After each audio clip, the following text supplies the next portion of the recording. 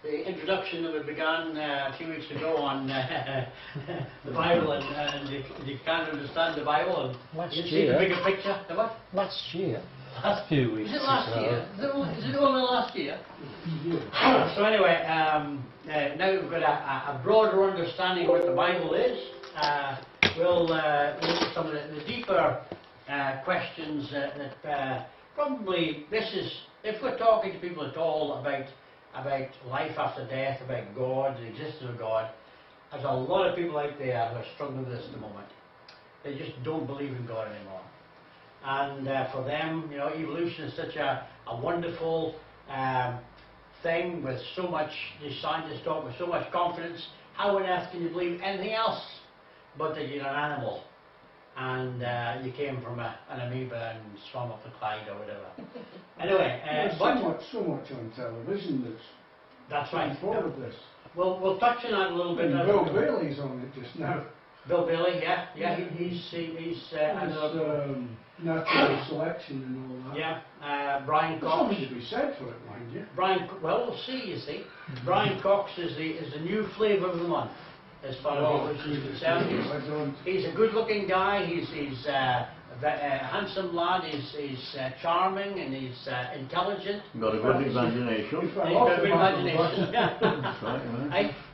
He fell off the back of the bus. Well, I mean, him and two of his pals, Dara O'Brien and one of the other comedians, I can't remember who it is, they're actually going round Britain at the moment with actual shows. And it's basically to promote science, but as a good part of promoting science, and have a good old dig at those who believe in God on the way past. Dara O'Brien used to be a Roman Catholic, and having left Catholicism, he's done the opposite. Very, very strongly speaks against religion in general, and so that's what they're doing promoting. Brian Cox is interesting because in his science peers, he's not flavour of the month because he's the popular guy, and a lot of them, you know, stuff he's putting across on the TV, they've already rejected and moved on from. But because it's a popular science, then they're quite happy to let him take, you know, credit at the moment. But a lot of them behind the scenes would have a good debate with him as well. So it's interesting. But hopefully we'll see some of that as it develops, okay? And I hope that some of this might be useful in us talking to people and helping to see, well, maybe there's two sides to every story. And maybe we'll have to look at the other one. Okay, so here. How can they really tell how old anything is? We'll find out. We shall find out. Dating is the answer to it all, you know. You think so? We shall see. We shall see. Okay. Everybody tells me that. All right. Well, you just take your. What's that? Joshua. You just take your you know your hearing aids in, and we'll see what. Okay. So the concept is there a God? That's really a big question for a lot of people. We believe there is, they believe there isn't, and really, does he care, okay? If there is a God, does he care about us? One of the reasons why David Attenborough doesn't believe, or didn't believe in a God, was because he had been doing some programs where he saw these bugs boring into some other bugs and doing some horrible stuff and thinking to himself, well, how on earth can a good God make something that does that to you? You know? So in his background, in his field, he was struggling with that. But it's interesting, one of the fairly recent programs he was on, he was thinking, well, maybe there is a God, which is a huge statement to make. This is older. Brian Cox wouldn't do that. He's too arrogant. He's too young. But as somebody's older, they begin to realise that maybe they don't have all the answers. And there could be another edge to that. So, the answers that we give to these questions will determine our philosophy on life. Okay, is there a God? If so, what he's like? What is he like? Does he care? That's really important answers, because how you deal with those, how you come to terms with those, makes a huge difference in the attitude you have towards life in general and how you live it. No man can pass over these questions as if they were of no importance, these big statements really. So as we'll go over this next period, we're going to look at some of these things and see if we can come up with some answers. The Bible doesn't attempt to prove the existence of God. It assumes the fact and states, before the sin is hot, there is no God. Now there's lots of other stuff, obviously we're not going to be able to deal with everything, but there's a lot of statements similar to that. The lack of scriptural proof strikes us as unusual, since the entire Bible is based on the premise that there is a God. So God doesn't, in His wisdom, He doesn't sit down, apart from maybe a little bit of Job, He doesn't sit down a third book somewhere and say, this is all about Christian evidences. He doesn't do that. He says, I exist. You know, why am I going to prove it? Because you've got enough evidence there. And so He doesn't spend a particular book or chapter or something dealing primarily with the concept of God. Though that could be, you know, Job's pretty good as far as that's concerned, and Isaiah, and some few of these others. I would change that word assumes. Because it's not an assumption. I would say that it takes it for granted that there is a God.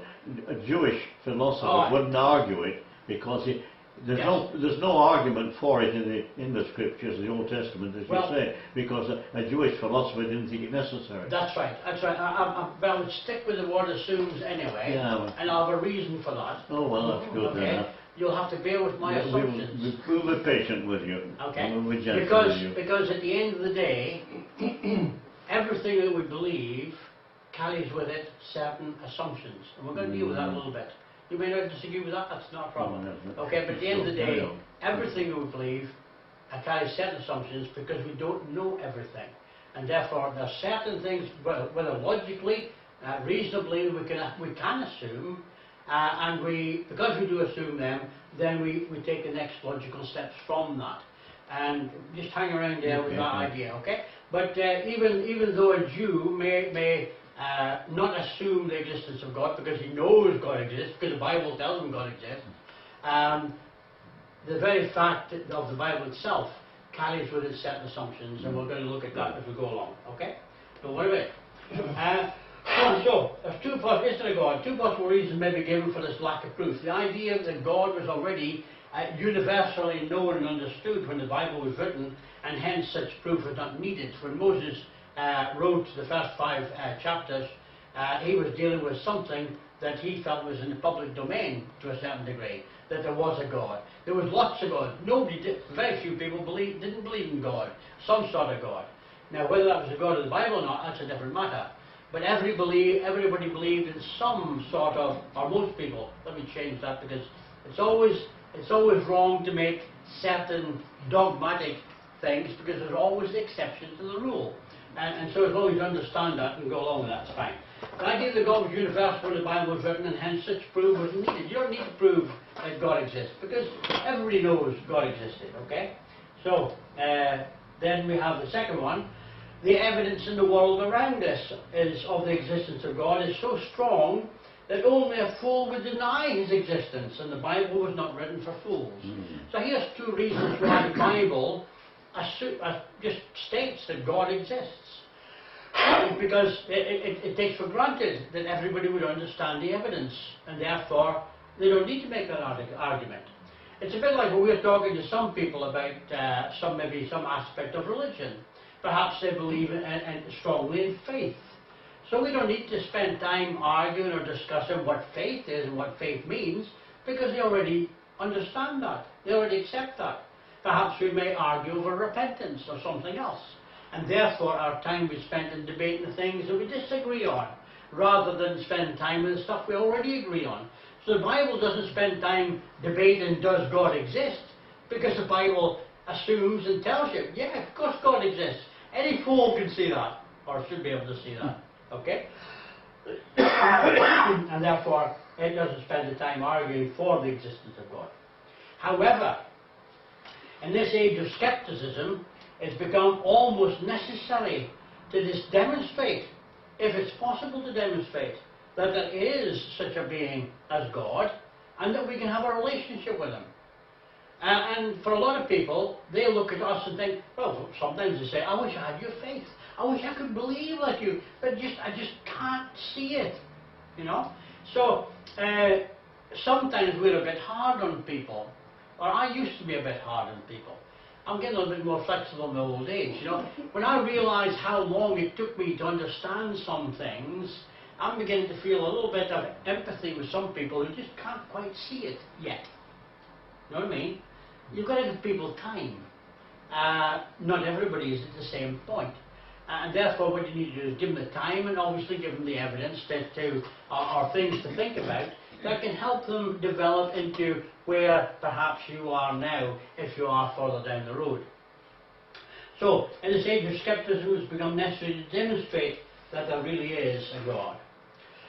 The atheist who denies the existence of God will not accept the Bible as proof. Now he says to you, I don't believe in God. And you say, well, I believe in God. Say, well, how do you know there's a God? Well, the Bible says, and you say, but I don't believe in the Bible. So there's your first main piece of evidence. He's not even going to listen to. He thinks that's a fragmented book. It's put together by people who are ignorant and old-fashioned, and it's irrelevant. The Bible's irrelevant to them. So when you say, but the Bible says, and they say, well, who cares?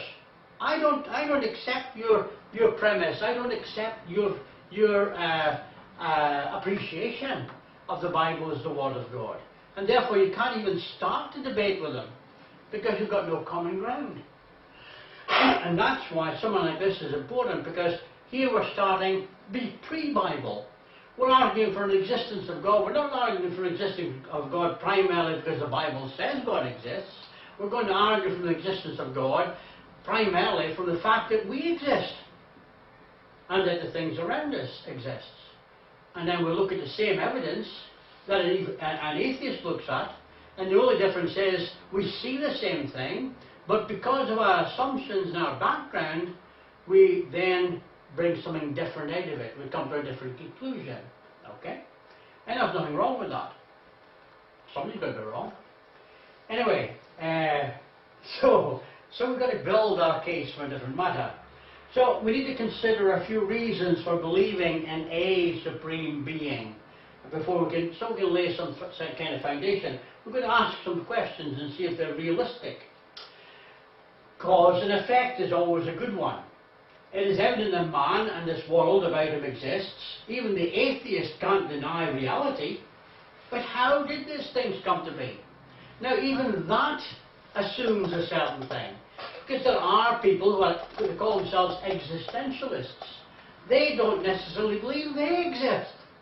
And they don't believe you exist. So how on earth can you say God exists when I probably believe in you exist? I'm speaking to you. You know, it's an existentialist. You know, when you argue with these guys, you're in a different ball game altogether. So at least we've got to have some common terms that we can, common realities that we can agree to. So I believe that I exist. Do you believe that you exist? Well, now we've got something to start off on. You know, Descartes said, I think, therefore I am. And therefore, that was his basis. He said, I think. Well, I must exist to be able to think. I am. I exist. So therefore, from that basis, then you move on to the next. If you slap an existentialist face, what then? If you slap his face.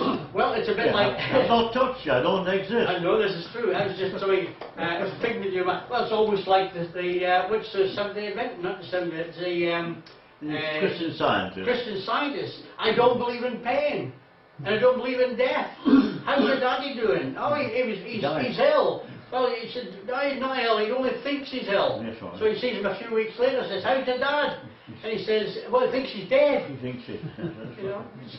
How do you deal with people like that? They're in a different reality, okay? But does a lion think? Does a cat think? Does a monkey think? Now there's a difference between thinking about what you're going to do or reasoning about some of the things that I'm going to eat that pie or something like that. Matter of fact, there's a good program on just the other night about whales. Sharks. The guys were saying, why is it that a whole bunch, for no reason at all, as far as they were concerned, these sharks who should be loners have suddenly banded together, I think there were 100 odd in the group. and they're in people's swimming area and fishing area. And they've realised that the sharks have realised that when they hear a boat, that means people, and wherever you find people fishing, that means on the end of the line there's going to be a fish. And what the sharks, the fishermen are really cheesed off because it's a living, they're not doing for pleasure. Whereas in a year or so ago, they were losing something like 5%, 10% of whatever they caught on the line to these sharks. Now, do you know how much they're losing now? They're losing 80% of what they catch. When they actually get them up in the boat, all they've got left is the head. The sharks have taken the rest. And so they did a trial to kind of try, anyway, that's a different story. But yeah, thinking, you know, there's some sort of rational thought process in most animals. But is it self-aware thinking? Do they contemplate life after death? Yeah. Do they contemplate some of the deeper aspects of reality? Do they think to write a book? Do they think to read a book?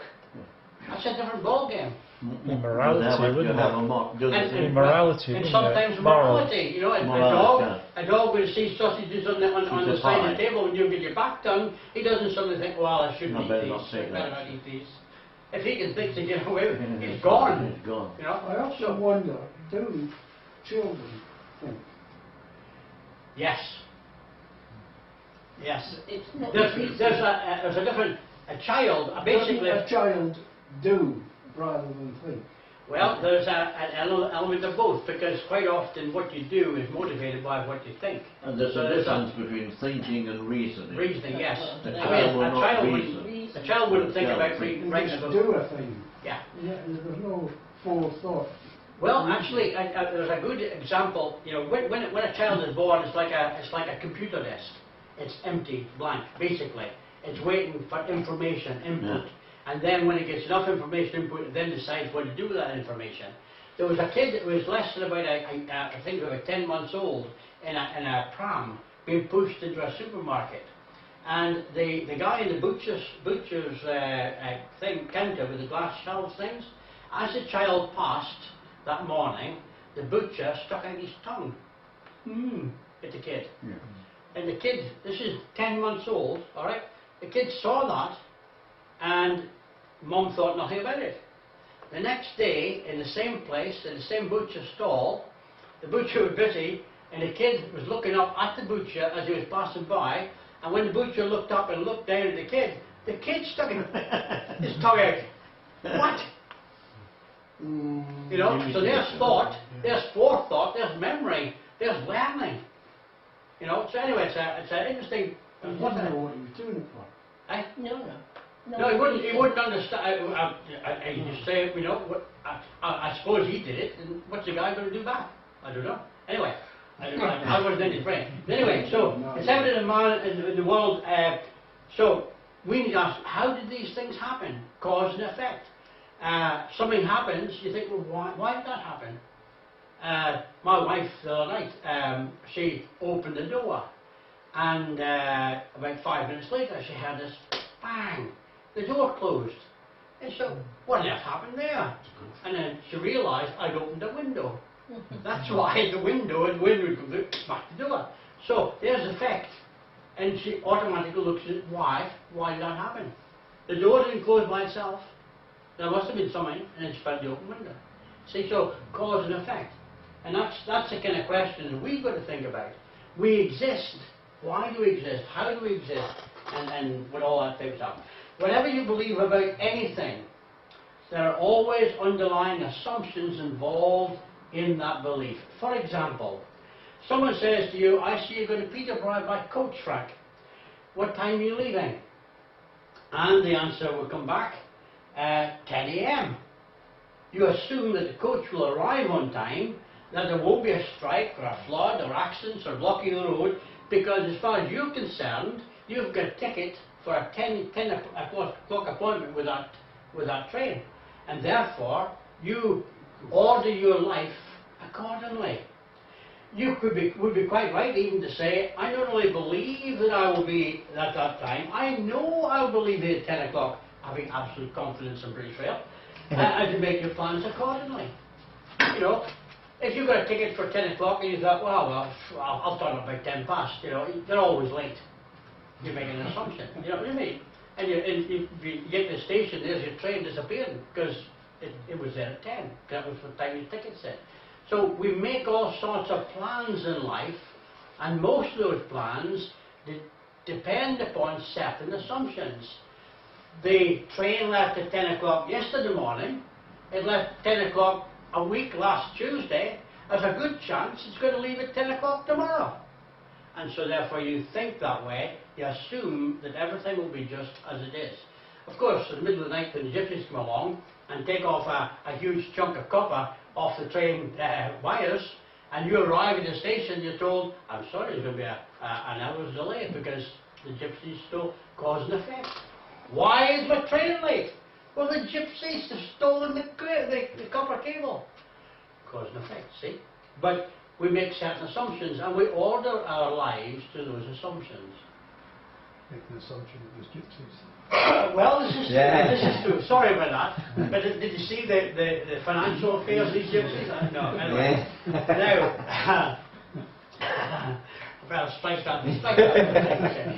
Just in case the gypsy sees it. Now, the coach example may seem silly, yet in principle, it applies to almost everything that we're involved in. When we ask the big questions, where did the world come from? We make our conclusions based on certain assumptions. God done it. Well, that's right. Human reason will only... I shouldn't use the word only, because obviously there's other stuff in there. Will only allow two possible explanations. Either something has always existed, or there was a time when absolutely nothing existed. Mm-hmm. Now, when you're thinking about the concept of God, when you're thinking about the concept of evolution, when you're thinking about does God exist or does God doesn't exist, if God doesn't exist, what is your other conclusion? What are you putting in place of God? If I say to you, in the beginning God created, and that's how all the world came into existence, and you say, no, that's rubbish. I couldn't believe in that. You say, okay, what do you believe in? And he said, well, I believe in the Big Bang. But you see, it's interesting. It's only about 45 years ago that they actually admitted to there being a Big Bang. Because before that, they believed that matter has always existed. It was only recently that it changed with Hoyle, when they changed the concept and the fact of, matter maybe hasn't always existed. There was a point of time and beginning. We're going to come to that one in a second. Okay, hang on there. Yeah, hang in there, all right. So, something has always existed, and nothing has always existed. There's always been a point in time where nothing existed. Now, we have a problem because they have a problem, okay? We say something has always existed, and that something is God. And they say, well, who made God? See? That's an interesting question. We're not going to deal with that right now. But the idea, that's the back of the thing. Where if we turn around and say, if nothing always existed, how on earth did something come about? And they've still got that problem. Because even with the Big Bang, there's still be the problem. Okay? Anyway, we'll deal with some of this as things develop. Okay? So since we cannot conceive of something coming out of nothing, our minds refuse to accept the second possibility, the possibility that absolutely nothing existed at some point in time. Alright? Some of you have been married, okay? You know what it's like when your wife says, I was through your pockets the other night, or I can give you a better one than that, okay? You go into the shops to buy something, and you put your hand in your pocket to get the change that you knew was in there yesterday, and overnight your wife's been through your pockets and she's nicked all that money, and when you put your hand in, you've got nothing. And what happens? How can you pay for the stuff you just bought? You can't. Because you haven't got anything in your pockets. You can't get something out of nothing. And that concept runs through lots of different scenarios. And it's a reality, we can't get something out of nothing. Now, if that's the case, right back at the beginning, and we exist, if you can't get something out of nothing, then where do we come from? We must have come from something. And the Greek says, something is, therefore something always was. Something is, something always was. And that's an earlier concept. That's actually an early evolutionary concept. Because that was the earlier, up until about 50 odd years ago, that was actually the modern atheist's concept. That there must have been something always. But the problem with something always, and we'll come to that in a second, okay, we'll deal with that in a second. What we believe about things how we believe about how things began affects every aspect of our lives and being. Where do we come from? How should we behave? Where are we going to when we die? So the big question is, where do we come from? What was always in existence? To suppose that in the complete absence of power and volition, nothing became something, seems almost too preposterous to be argued. And even an atheist will agree that something has always existed. Alright? Something has always existed. I used to use a fairly silly little illustration at one point where if you were a mountain climber and you got to the top of Mount Snowdon and you found a little doll lying at the top of the mountain when you got there, what would you assume? Would you? Why? Why couldn't your doll have evolved through the different winds and everything, and lightning striking and timber cracking off and doll being, That's basically what you're asking, see, at the end of the day. There's something there. How did it get there? Okay? So we assume that something has always existed. Christians have always assumed that something has always existed. Now the question is, has matter always existed? I don't mind if it doesn't matter. It has been transformed, and has it been transformed into its present state? By the process of organic evolution. So a lot of people who don't believe in God believe that matter had always existed in some state or form, and over time, given enough time, it will change and transform itself into you and I, living beings. Okay. Now, I'm going to say right here at the outset that I think to believe in evolution, if you understand the things involved in it, it takes more belief than it does to believe in God. To believe in God is simple for me. This table, it exists. Well, I'm absolutely certain somebody made it. I don't know who. Whether it's 6 foot 6, maybe 3 people made it, working together as a team, a welder and a carpenter. But I don't know who they are. Well, no, somebody made that table, and that's basically, the obvious for me. But if you imagine there was an explosion in a steel factory, and another explosion happened to happen just at the same time in a chipboard factory, and as the stuff all floated through the air, it ended up as a table. Well, good on you. That takes some believing for. I just can't believe that. An explosion always creates chaos.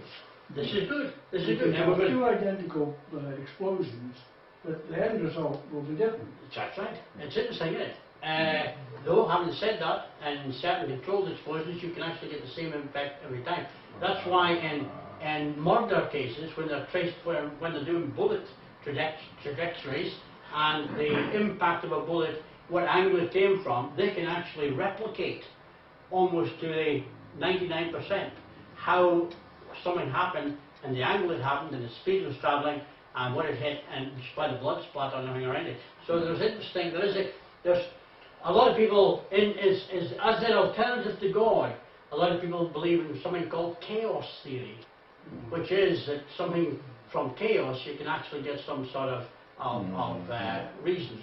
And the other thing is string theory. That's another one that they like.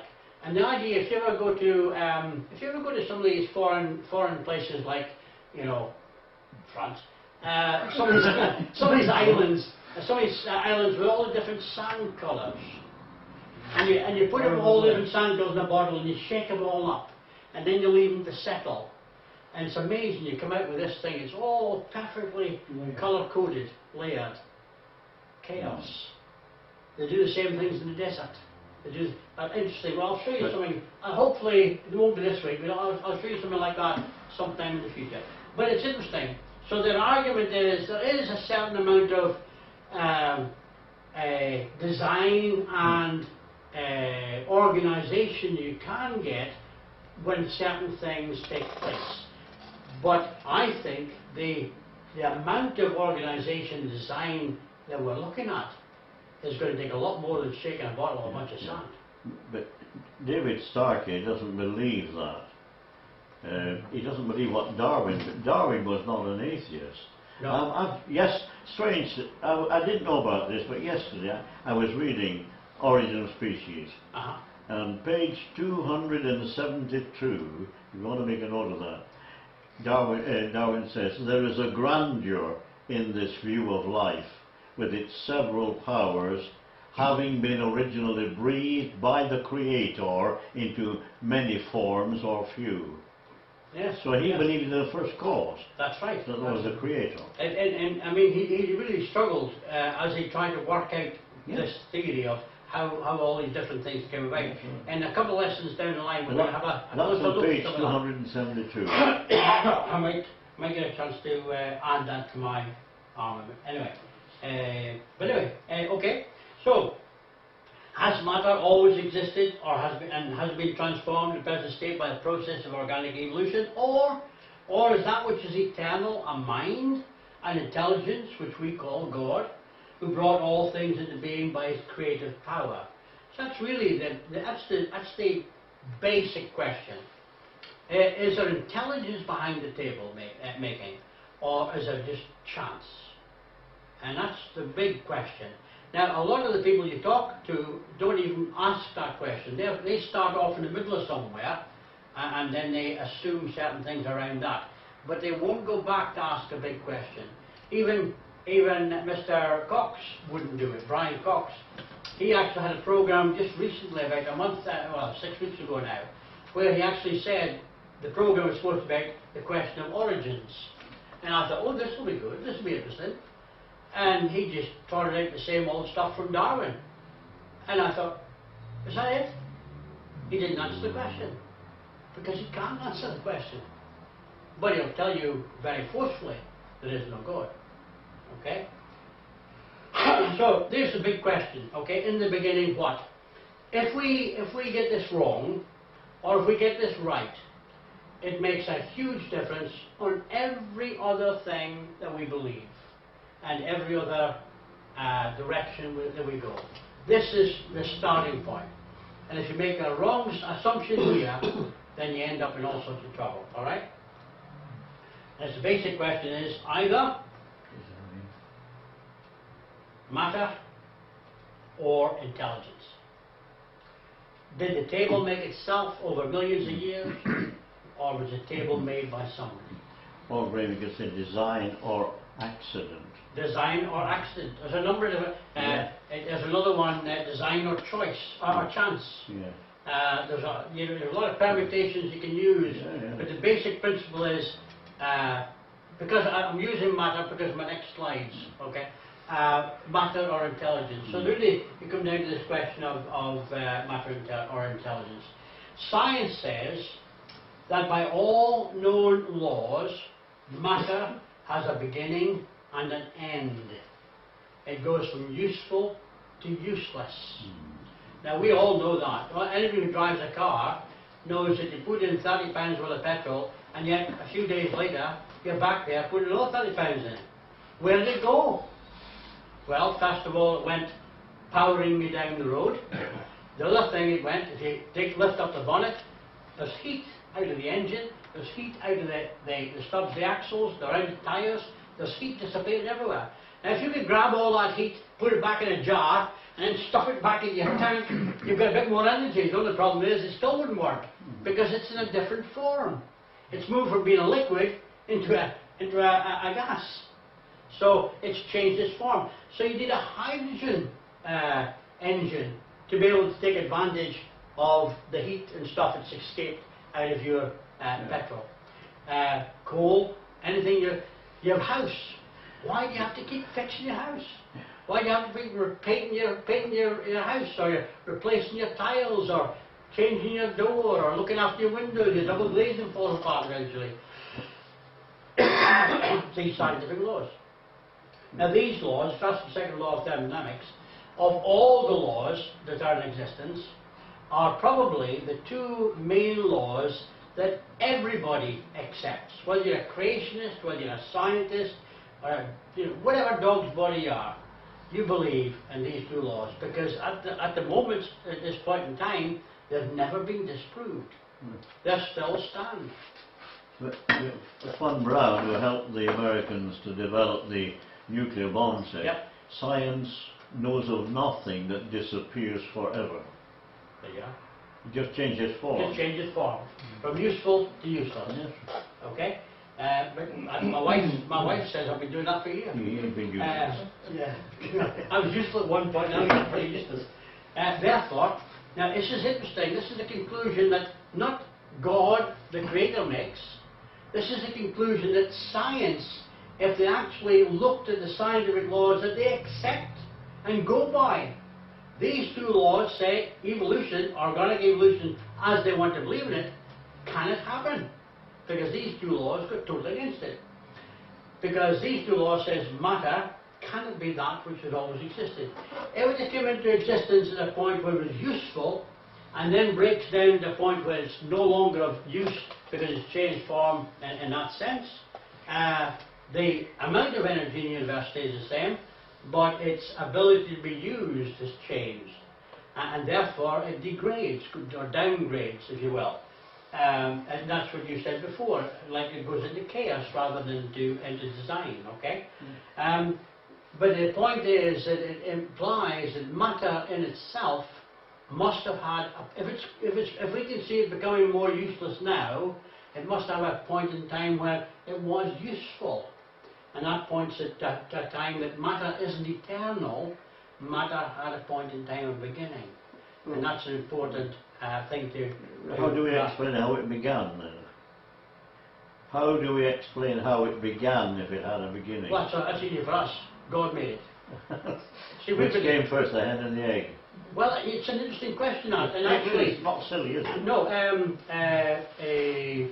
what do you call him on IQ, QI? Stephen Fry, he said in one of his programs recently, oh, it's obvious what came first.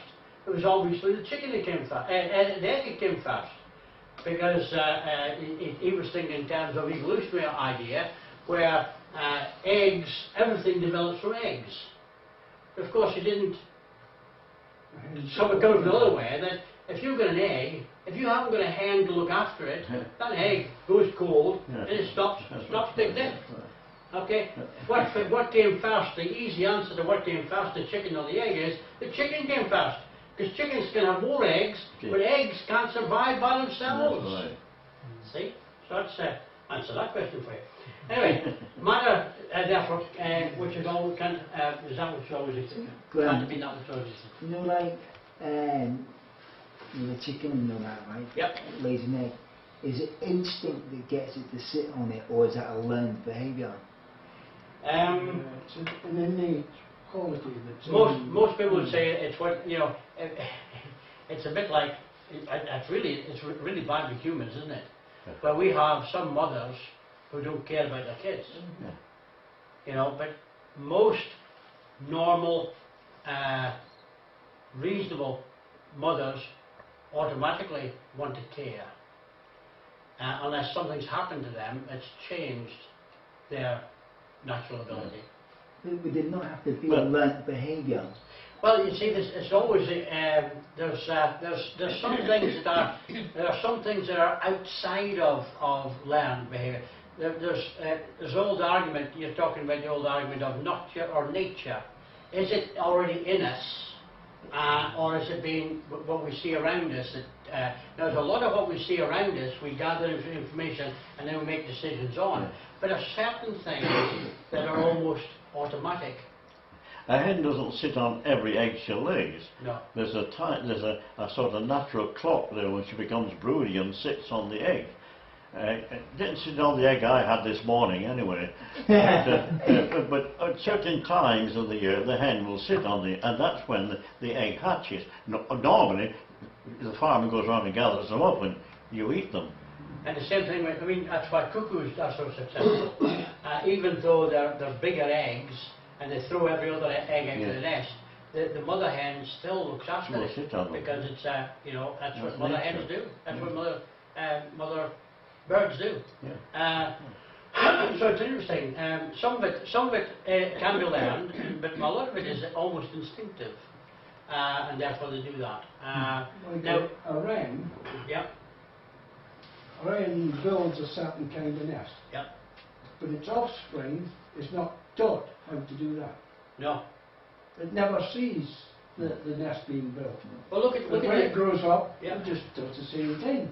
And how about the migratory birds? Yes, yeah. How few migratory birds migrate because this year we're going to fly with mum?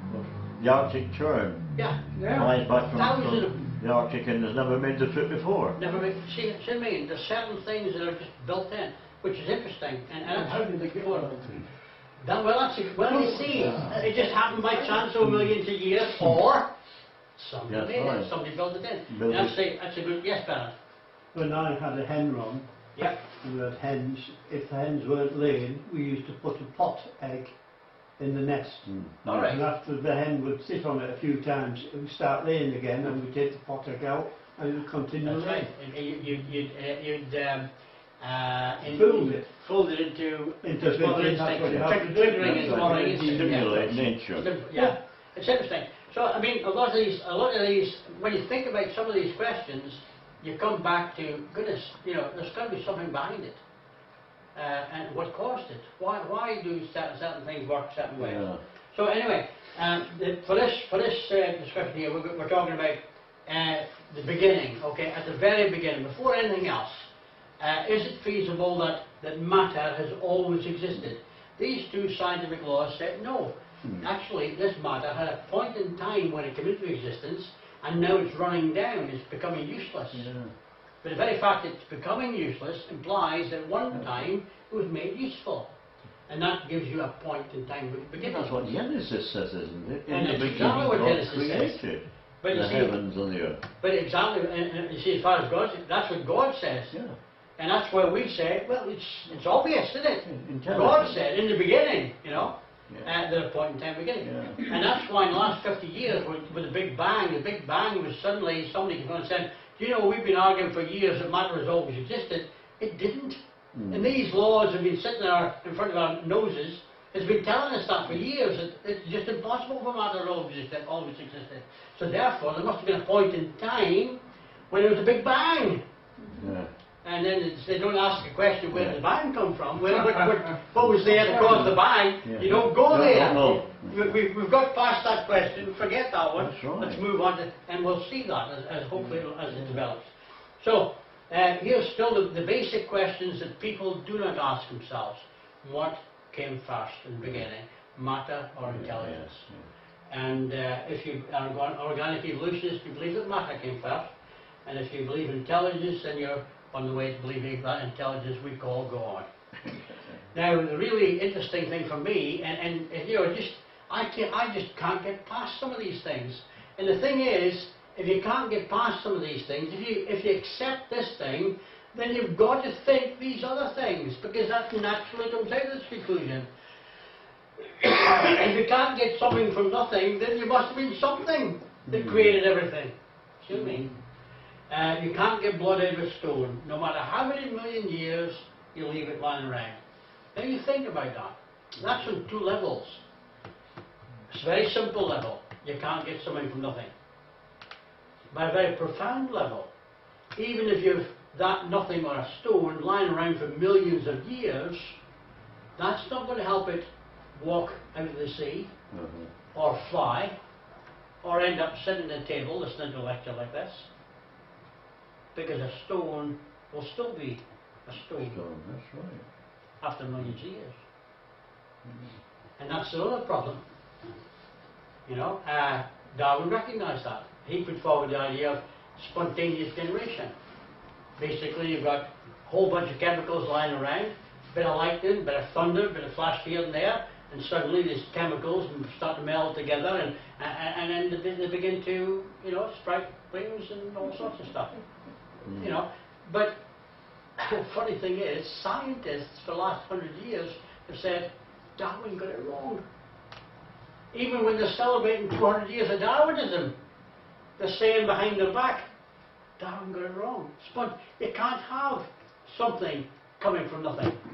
You can't have spontaneous generation. And so they've been trying to do it for years. Graham, have you got Paley's example in your notes? It depends which one. With the watchmaker? With the watch. Ah, hold on there, Frank. We've got a video of that. Not a problem. Okay. Okay. But anyway, okay. I'm not going to. Yeah, I'm not going to go very far here because it's, we've got time. Looks like we're running out of time. I've got 3 minutes. Have you got? 8 o'clock now. How come you said that? I'm not going to. Yeah, I'm not going to go very far here because it's, we've got time. Looks like we're running out of time. And I'll leave that picture in your mind, okay?